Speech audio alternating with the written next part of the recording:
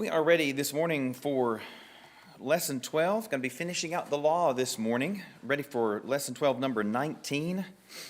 I'd tell you a passage to turn to, but this is one of those questions that pull stuff from all over the place. So pick one and just turn to it. Take just one more moment as folks get seated. We've got, so not only do we have Lesson 13 available in the foyer over here and the old foyer over here, but I've also got lessons 14 and 15 ready for you as well, so be sure to pick one of those up, and I'll send out electronic copies later on. Pardon me. Also, I'm going to be out of town on Wednesday. Whitby and I are going to a robotics competition in Florida, so I hope you'd pray for us and then pray for Andrew Richardson, because he's been kind enough to be willing to stand in for me on Wednesday. So let me just thank you in advance, Andrew, for your willingness to do that. I was trying to make sure we got past the law, so I didn't drop the law in somebody else's lap like I had to do Stephen back in January. All right, well, before we get started, let's take a moment and we'll bow for a word of prayer. Our holy and righteous Father, we give you thanks for the morning. We give you thanks even though at times we gripe, we complain, we are flabbergasted at it. We give you thanks for the changes in the season and even the surprises, such as the cold that we've had the last 24, 48 hours or so. But we appreciate that we enjoy such a good variety of weather here, and that you let us see your creation in its turn. We are grateful for the morning that you've given us, and grateful for the opportunity you've given us to engage in some Bible study. We appreciate the time that you've allowed us to spend looking at your wisdom, looking at the pictures that you paint in the law that you gave to Moses and to your people Israel. Please, Father, help us to take into account not only the wisdom that we find there, but also the foreshadowing that we see in those laws and how we see them come to fulfillment in the New Testament. Help us to take into account the blessing that we enjoy living under this new covenant and living with forgiveness so easily accessible to us, but at such a great cost, the cost of your Son's blood. Help us to fathom the depravity, the ugliness, the evil, the uncleanness of sin, that we may not ever take it lightly. And speaking of which, Father, please, as we have failed you, please look upon us with mercy, and please forgive us. Please go with us through the rest of this service, and in our Lord Jesus' name, we give you thanks and praise. Amen. All righty, question number 19. So we left off talking a bit about weights and measures and wages. Basically, are you going to deal honestly with your brother or not? So maybe in the same sort of a vein here, question number 19, talking about charging interest on a loan to a fellow Hebrew. So what was one allowed to do with regard to lending money to a fellow Hebrew? Was that any different with a foreigner? And then we'll talk about pledges here in just a moment. Not to charge interest to your brother. Mm-hmm. You should charge interest to one. Right. Exodus 22 and verse 25, if you lend money to any of my people who are poor among you, so he does qualify it in that place with those who are poor among you. And so there may be some room for judgment, if you will. It's one thing to loan money to somebody who literally will not have a meal or will not have clothing. In other words, there's an immediate need, versus perhaps lending money to someone who wants to start some sort of a business venture. But I will observe that over in Deuteronomy 23, you shall not charge interest to your brother. Interest on money or food or anything that is lent out in interest. So, like I said, there may be some room for distinction as to whether interest might be allowed for for somebody who doesn't need it, if I can put it in those rather prejudicial terms. But at the very least, generally speaking, no interest to the Hebrew. You're allowed to charge interest to, pardon me, to the foreigner. And just to bring in the comment that Kevin made here a few weeks ago, this is one of those occasions when, yes, God is extending, demanding an extra grace for his people, but it was not wrong to charge interest. The Hebrew was not doing the foreigner a wrong to charge him interest on a loan, so long as they agreed to it up front. Changing the terms after the fact, that's a different matter. That goes back a couple of questions to not dealing honestly with your brother or with your neighbor. But here, they were not doing wrong to charge interest, but God demanded this special grace for his people. And I think we probably have something of a shadow of the church. The verse that always comes to mind to me is Galatians 6, verse 10, talking about doing good to those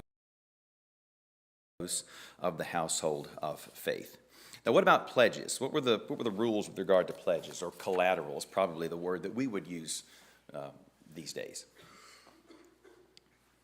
You couldn't take the upper or lower millstone as a pledge, because that's how man made it live. Right. Yeah. If you take that, you're literally depriving him of any way of being able to pay this money back. So the upper and lower millstones are off limits. What else? You couldn't keep a poor man's pledge overnight. Right. Return the poor man's pledge, the widow's garment, and it's interesting the language that he puts this in Exodus 22 and verse 27. It's his garment for his skin. What will he sleep in? And it will be that when he cries out to me or cries to me, I will hear, for I am gracious. So again, painting that picture of, hey, have some compassion. We understand that sometimes you need to you need to have some terms with regard to an agreement, and there need to be some incentives there, but at the same time also still have some compassion. Kevin? More evidence to refute the health and wealth of the gospel. This is God's specific people, and he says there will be poor people. It's not God's job to make everybody not poor or not leprous. I don't have the verse at my fingers, but I think it's in Deuteronomy where he says when if anyone becomes poor among you, then this is how you shall treat them, and it's this sort of thing. But then he goes on to say, but there won't be any poor among you, because if you do what I say, if you obey my covenant, then I'm going to bless you overwhelmingly. And of course, as I think there's some balance that we have to imply or employ there, but at the same time, I don't think that God was being disingenuous when he said, if you would just obey me, I'm going to bless you so that you won't really have anybody who's poor among you. And you might even say that part of that calculation would be, this is how you are to take care of the poor if you are abiding by my covenant. And so even those who become poor won't be in that state very long, because there will be all of my people here who chip in to take care of them.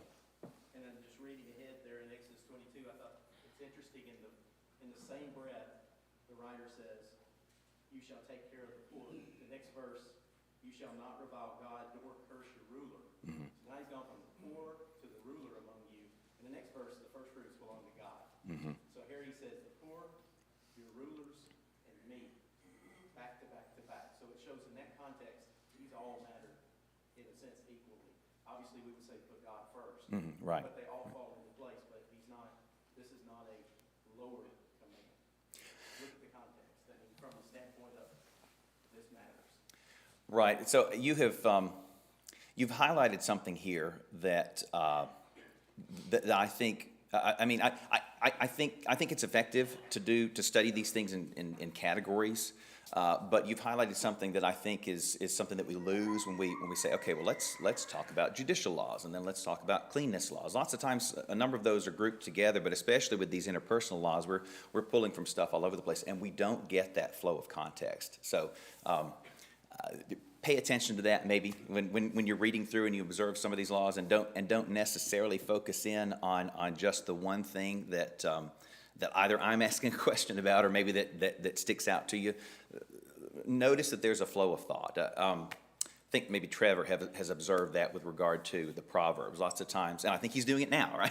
It's because it works, right? But with regard to the Proverbs, lots of times we study them in categories. But many times if you read them in the context, there's some flavor that comes out. There is some contrast that comes out as you read from one proverb to another, which at first blush it looks like, I don't know if these are related. And then you go back and think about it and say, well, I don't know. Maybe there is a bit of a flow of thought here. And I think you're right there, to have all those three things coupled together. They're not disjointed from one another. Let's see. Number 20 here. How were the Hebrews to make, so speaking of the poor, how were they to make life easier on the less fortunate among them, both brethren and strangers? Don't harvest the corners of the field, All right. don't strip the vine, don't harvest the grapes, leave, don't necessarily take all of them, shake the olive tree, shake it once, harvest, don't take it again. Yep. Provide for those, Ruth would be the obvious example we think of. Yep. If you forget a sheaf in the field, don't go back and get it. I thought that was an interesting one. If you forget it, just leave it. It'll be all right. And it's kind of like what we talked about the other night, where God said, "Hey, listen, if you're betrothed to a woman but haven't married her yet, stay home. Don't go out to war. If you've built a house but you haven't dedicated it, stay home." I think this is just another one of those times when he's communicating. If you'll just believe me and just do what I say, the blessings that you will have, you won't even miss them. You won't even know that they're gone. And that's not to say that he's not trying to engender in them a gracious and a generous heart, but at the same time too, we've got these promises of overflowing blessings.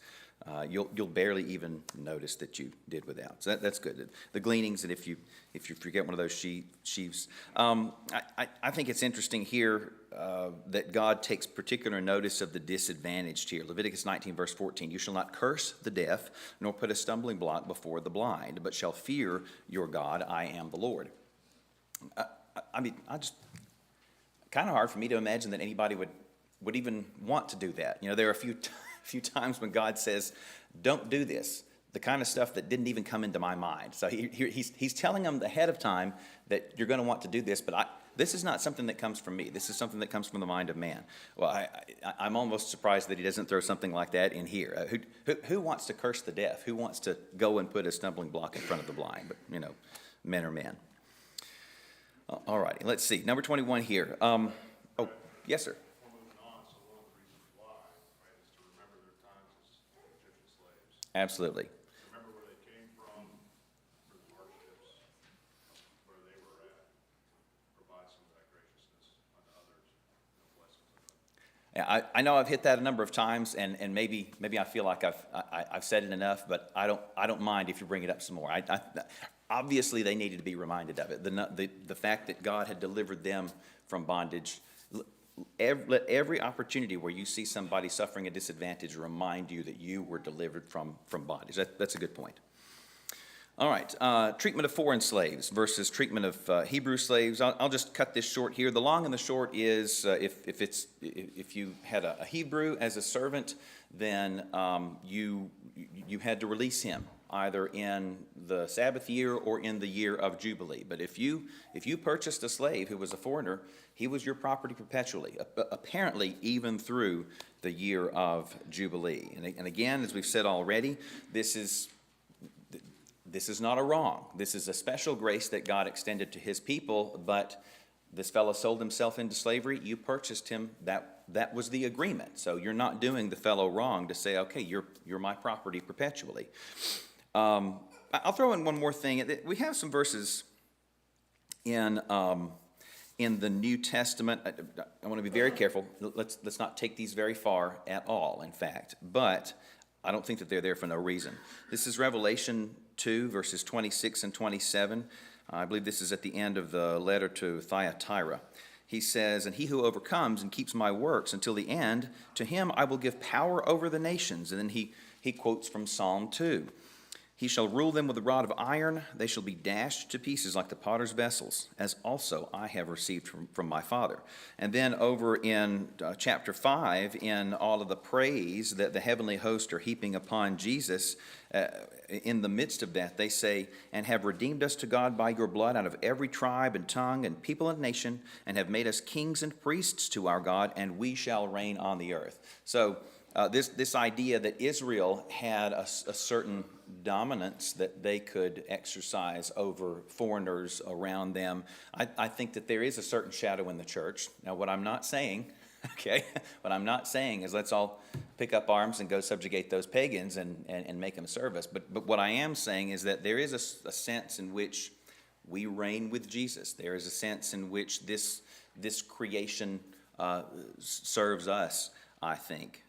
Exactly how far to go with that, I don't know. But those words are there, and I wanted to note the comparison.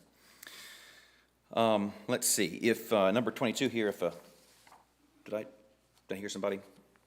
Okay, sorry. Number 22, if a Hebrew sold himself to a stranger or a sojourner, he had an option that the Lord allowed him to exercise, or a relative to exercise on his behalf. So here, a foreigner sells himself to a Hebrew, the Hebrew could keep him forever.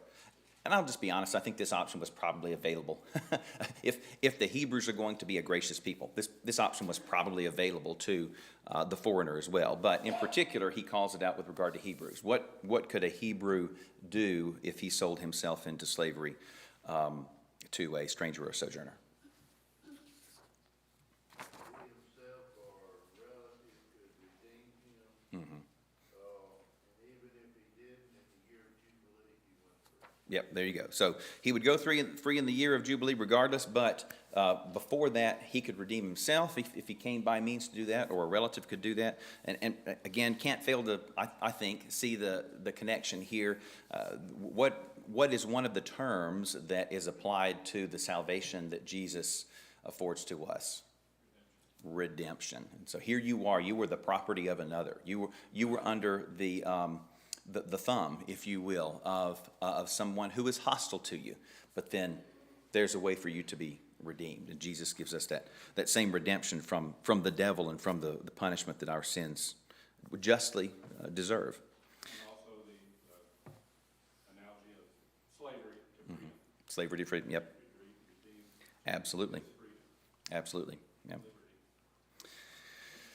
I think these are interesting. There were some statutes meant to preserve the dignity of fellow Hebrews. What are a couple of things that you saw there? Number 23. Sold himself, he was not to be compelled to serve as a slave. Okay. Was served. He was to be treated as a hired servant. Mm-hmm. Until the year of Jubilee, you were not to rule over him with rigor. He should be as a yearly hired servant. So it's almost like a contract situation. We to work for you for a period of time.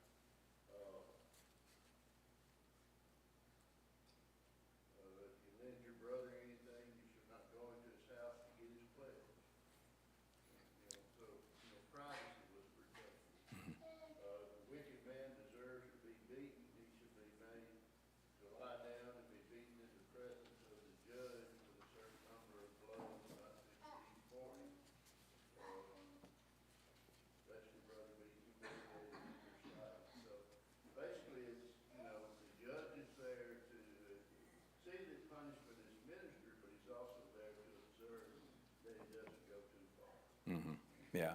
So as Stephen's mentioned a couple of times, note how many times God is introducing restraint, whereas frequently in those days, this kind of restraint was not observed. I think we talked before about how that it was not uncommon. I think that it was even protected by the law if you had purchased a slave in the days of the Romans, and in the course of administering your punishment, you killed him. Well, he was your property. Whereas God says, no, that is going too far, and you'll be held to account for your own life if you do that. And so here we have a similar situation. Not only are you not to beat him so bad that he dies, you don't even rule over him with rigor.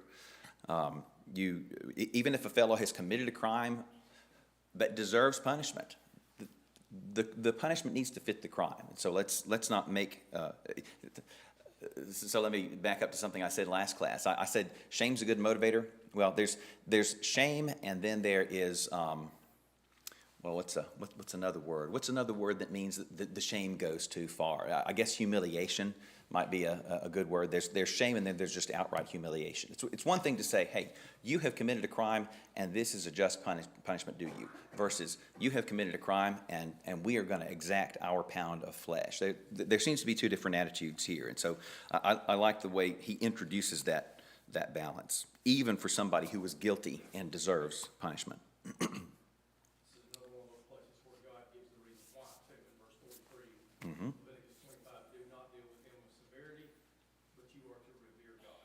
Yes, that's a good point. Don't deal with him with severity, but you are to revere God. Tell Aaron this. He's playing the same thing in his prayer, in his model prayer. Forgive our trespasses as we forgive those who trespass against us. So Yeah. that's the underlying, it's always with a mind to God, what he's done for me and what he could do to me. Yeah. That's a good point. I mean, there's a sense in which it ought to go without saying. Everything we do, whatever you do in word or deed, do all in the name of the Lord, right? There always ought to be a constant consciousness of God, and would God approve of what I'm doing? But even here, when you are exacting punishment, you think, well, I'm doing this in order to fulfill the Lord's will. Well, are you? Would God go this far, or would he say, okay, that's enough? He's done wrong, but he's suffered his punishment. Good point.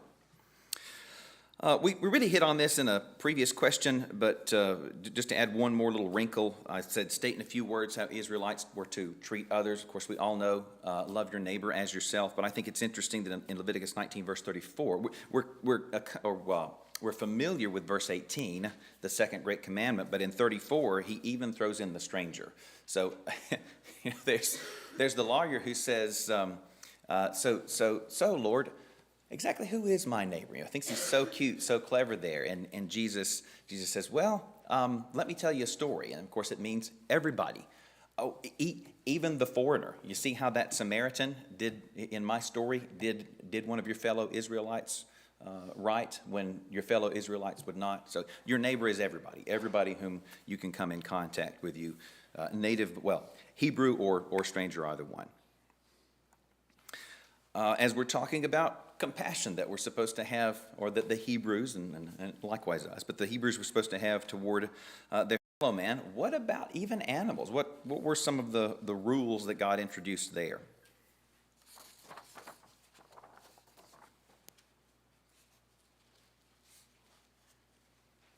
Well, if it just died on its own, we weren't to eat of it. Okay, Take of it. all right. If you saw a nest with young or with eggs and the mother with it, you were not allowed to take the mother. Mm-hmm. Take the eggs and the young for yourself. Mm-hmm. Okay. Not to muzzle the ox where you're threshing, and don't eat animals with blood. Yeah. So I think it's interesting that we have the business about you're not to take the mother with the young. I don't know exactly what to make of all of these things, but the idea seems to be, hey, let's not wipe out all of the life here. Let's take only what we need to survive. God is granting us a concession, if you will, to be able to eat of the things, even the other animals of his creation, or I should say the animals of his creation. But don't be greedy about it. Take only what you need. And then, of course, we're very familiar with not muzzling the ox while he treads out grain, because Paul uses that when he is talking about the fact that we should be willing to pay those who are serving us with regard to the word, whether it's elders, as it says, who are worthy of double honor if they teach in the word, or simply in 1 Corinthians 9 talking about preachers. So he's at the very least making an argument from the lesser to the greater. Don't muzzle an ox. A human being is worthy of more honor than an ox, and so yes, it ought just to be. It ought not even have to say that a preacher is worth his hire. I guess I did fail to include in my premises there that preachers are human beings, but I'm assuming that's to be the case in most cases. But I think what's interesting too is he says, if you look at 1 Corinthians 9, look at verse 9 here, where he cites the law of Moses. You shall not muzzle the ox while it treads out grain. So 1 Corinthians 9, verse 9. And then he ends that by saying, well, he ends that verse by saying, is it oxen God is concerned about? Or does he say it altogether for our sakes? For our sakes, no doubt. So the way he puts that, altogether for our sakes, makes me wonder if the ox was never really the primary point. If the ox was just there to say, hey, look, I probably don't even have to tell you, don't muzzle the ox while he treads out grain. But aren't you supposed to take that and build upon that to say, if an ox is worthy of that kind of treatment, kind of dignity, then human beings most certainly are. If somebody's doing you a service, then you ought to be glad to pay him for that service. All right, number 26 here. Some things that were not to be mingled or mixed or confused.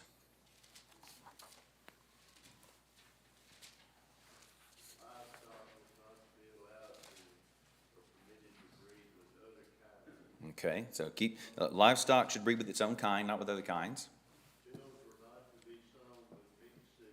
All right, so sow this field with one seed and this field with another, but don't mix the two seeds that you sow. Yeah, so even putting two types of thread together in order to make a garment, he says, don't do that. Now, I think, again, I don't know just how far to take this, but I think the primary point here is God is saying, hey, let's concentrate on purity. Let's keep things separate, things unadulterated. That's the picture I think that God is painting there.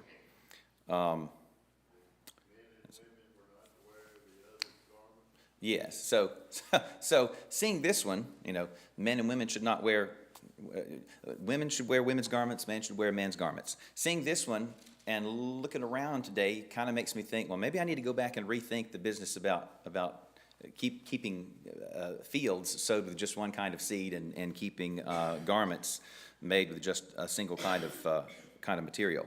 Maybe we're throwing some of this away too quickly, because the one that should be obvious, men and women ought to be able to distinguish themselves from one another. That is clearly gone by the wayside in a lot of ways, and I think we're throwing away God's wisdom there. Kind of sort of along those lines, he commanded the Hebrews that they attach these tassels to the corners of their garments, and also to put a blue thread in the tassels that were on the corners. And he gives them, here it is, Travis, another place where he says, I want you to look on it and remember. This is Numbers 15, verse 39. You look upon it and remember all the commandments of the Lord and do them, and that you may not follow the harlotry to which your own heart and your own eyes are inclined, that you may remember and do all my commandments, be holy, for your God, pardon me, I am the Lord your God who brought you out of the land of Egypt to be your God. I am the Lord your God. He also prohibited them to disfigure their beards or shave their heads. And it doesn't seem to be, obviously there's one place where he says, you will shave your head. And that's, I think it was, I say one place, it's 2 or 3 places actually. If you had taken the Nazirite vow, that was something you were supposed to do at the end of that, the term of that vow.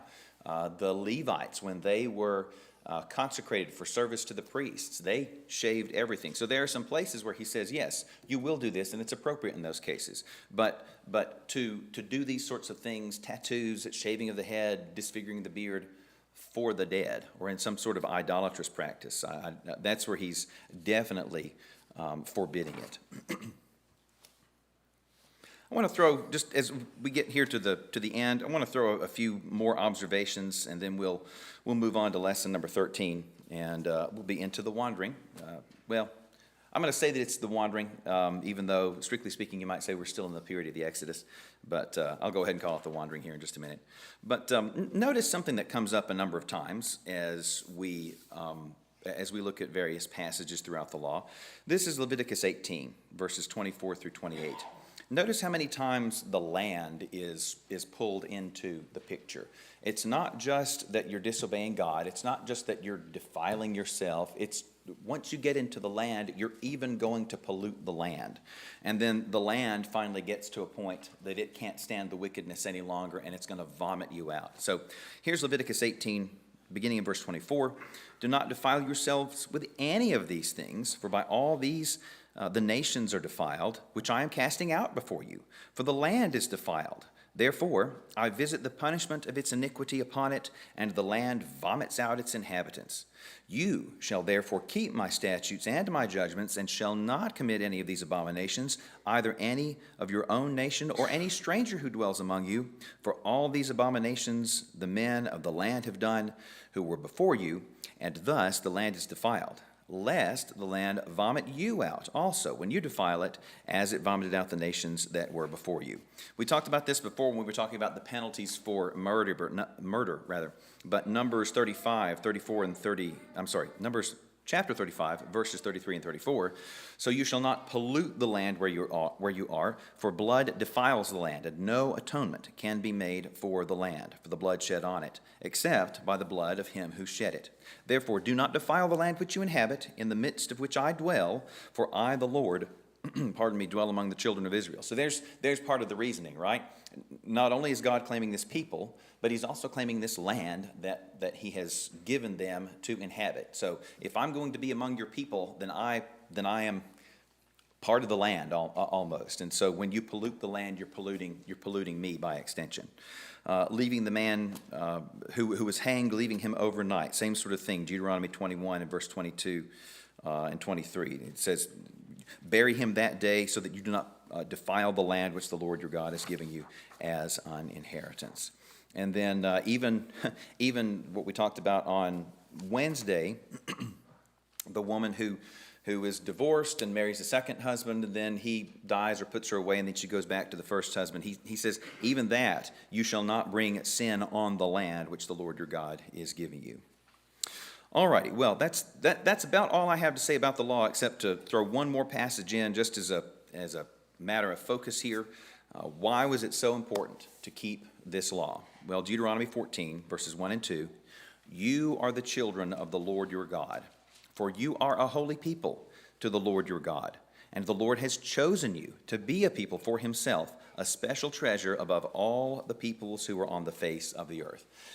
That language sounds a whole lot like 1 Peter 2, for instance, about being a kingdom of priests and a holy nation. So if the same is true, or he used the same language to talk to Israel and said that's the reason why you need to observe carefully all of these statutes and commandments, how much more does it apply to us under the law of Christ?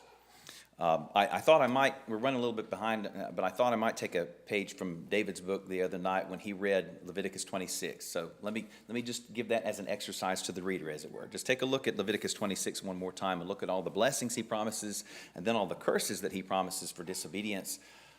But then it doesn't even stop there. He even says at the end of 26, but when you finally come to your senses, basically, I will still be there, and I will be merciful at that time.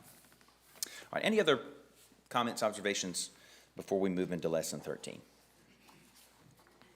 Just on that last question, I wanted to make a comment on the tassels or the fringe. Mm-hmm. I think you said the reason for that is when you see that, that's supposed to be there for a reminder that, to follow my law, to follow my will. You may look upon it and remember all the commandments of the Lord and do them. Mm-hmm. Not after your own heart and your own eyes, after which you've gone whoring.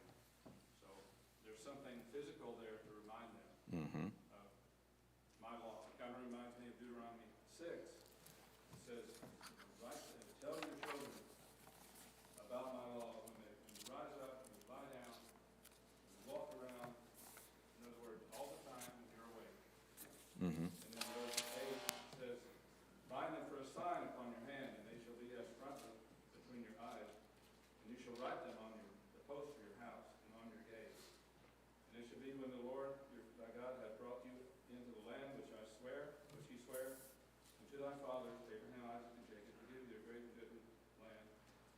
so forth. Verse 13, you shall fear the Lord your God, serve him and swear by his name. You shall not go after other gods. Mhm. For the Lord is a jealous God. In other words, there's physical reminders of this law that are to be in front of you at all times. Because when I see that, okay, that's supposed to remind me of something. Mhm. Just like we've been talking about, this is supposed to remind me about where I was, in Egypt, and what God did to bring me out.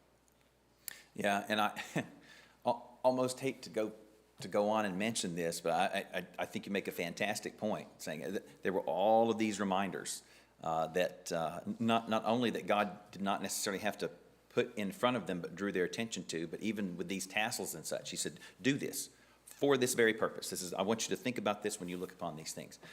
And yet, even something that God explicitly commanded them to do, men can take and pervert, because you have the condemnation that Jesus has of the Pharisees, where he says, you enlarge the borders of your garments and make your phylacteries broad, that sort of thing. In other words, it stopped being about, when I see this, I need to think about being holy to God, rather, I'm going to make mine really long so that when you see this, you will all know how holy I am before God, right?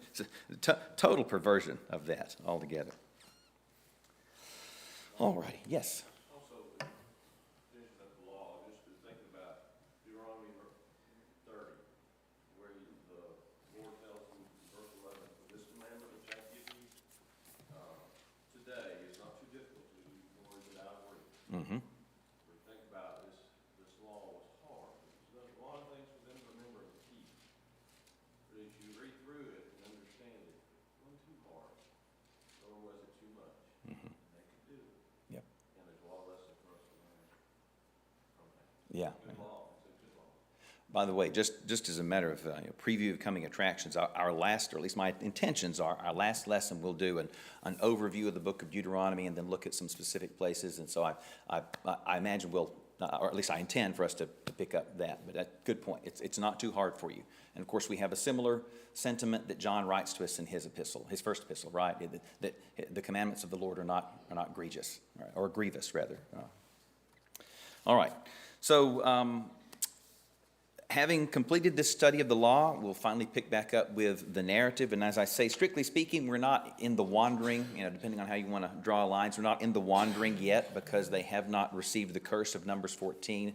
But it seems a little silly to go back and say, okay, now back to Exodus. And here in just a moment, we'll end up being in the wandering. So I'm just going to call the rest of the lessons the wandering until we get to Deuteronomy. But if you'll take a look at Numbers 7, we end up needing to go back and forth a little bit to establish some chronology. So notice Numbers 7, verses 1 and 2. It came to pass when Moses had finished setting up the tabernacle that he anointed, that he anointed it and consecrated it and all its furnishings and the altar and all its utensils, and so he anointed them and consecrated them. Then verse 2, then the leaders of Israel, the heads of their fathers' houses, made an offering. So I just wanted to bring us back in line with the calendar. We've gotten ahead of it just a little bit, because we covered Moses' erecting the tabernacle, God, the pillar of cloud, coming and settling atop the tabernacle, and then the consecration of Aaron and his sons, and then, of course, the subsequent death of Nadab and Abihu. So we're going back a few days. That appears to have started on the first day. Well, number one, explicitly, we're told, first day of the second year. That's when Moses erected the tabernacle. The priest's consecration process appears to have started that same day. So first day, first year, and over the course of the next 7 days is when Aaron and his sons were being consecrated. Well, as we'll see here, over the course of 12 days, they're making these offerings, and so that appears to be concurrent with that consecration process, though obviously it goes a few more days longer than the consecration process of Aaron and the priests. Then we'll talk about the census, because as you're reading through Numbers, you might think, well, the census happened first, and then we had these offerings. No, actually, apparently the offerings happened first day of the first year, and took the first few days, and then we'll get the census later.